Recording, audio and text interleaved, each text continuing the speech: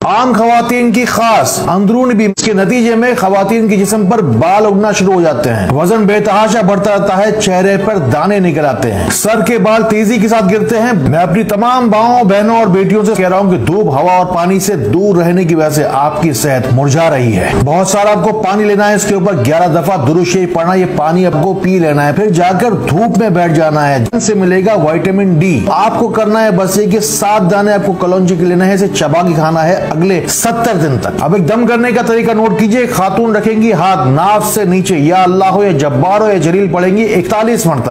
अगर आपका दिल नमाज में नहीं लग रहा और आप चाहते हो कि अल्लाह ताला आपको अपने दीन की तरफ फेर दे, तो ये छोटी सी दुआ कसरत के साथ पढ़ा करें जो नबी करीम सल्लल्लाहु अलैहि वसल्लम अक्सर मांगा करते थे।